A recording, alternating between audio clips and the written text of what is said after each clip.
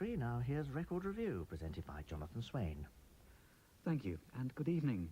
Well, one of the more poignant episodes in the late Eric Fenby's book, Delius as I Knew Him, is of a visit Elgar made to Delius at Delius's home in France in 1933. Both composers had less than a year to live, and it was the first time they'd talked properly. During the conversation, Delius took Elgar to task for writing long-winded oratorios.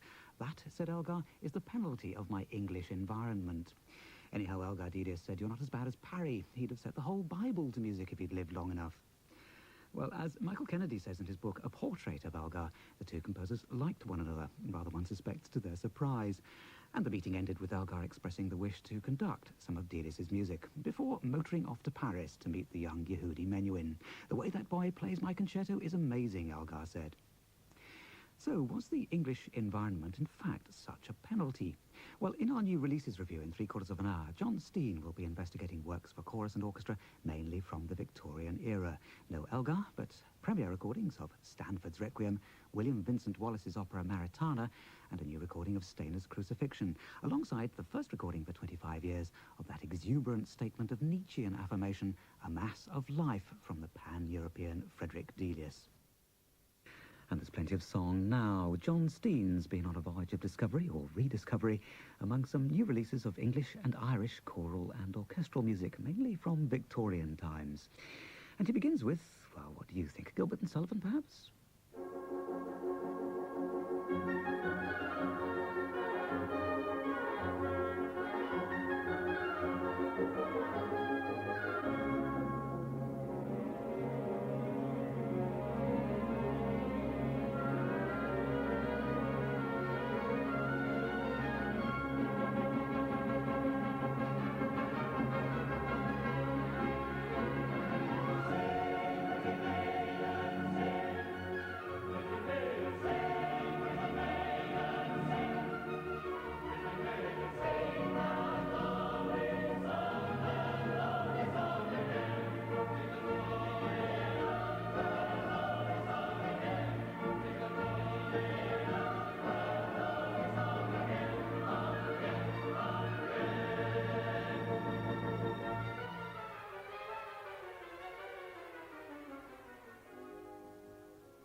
Opening chorus in a square in Madrid.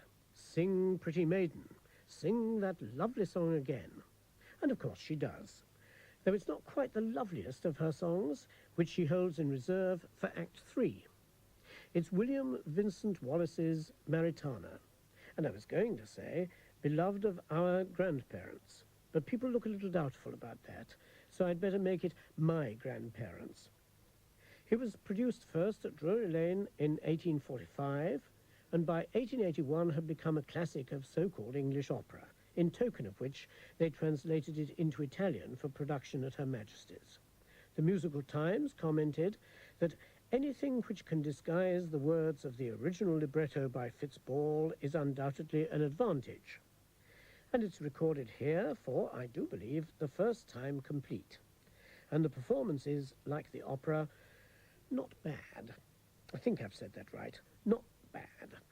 Appropriately, because Wallace was born in Waterford, the recording was made in Ireland with the RTE Orchestra and Chorus and a Pronshir Savin. And the cast is headed by Magella Culler as the popular gypsy girl who keeps her best song for last.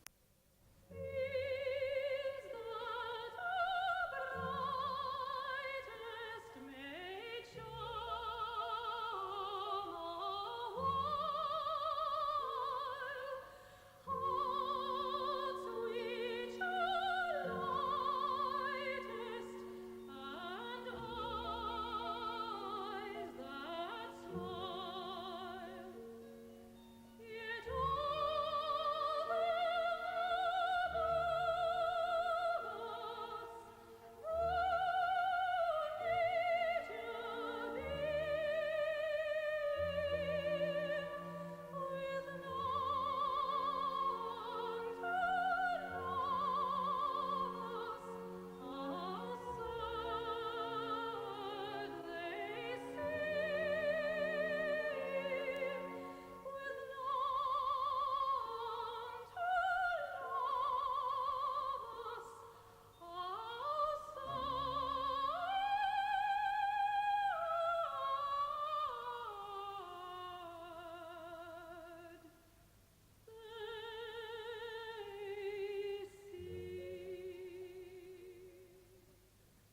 Magella Kulla, singing Maritana's famous ballad in this premiere recording of the opera.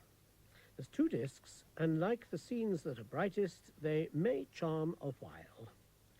It doesn't, to my mind, leap out as a masterpiece, but there's melody, local colour, and even in the deprecated libretto by Edward Fitzball and Alfred Bunn, a not unendearing naivety. Anyway, it's good to have the opportunity of hearing it in full. It's on Marco Polo with the number 8223406/7.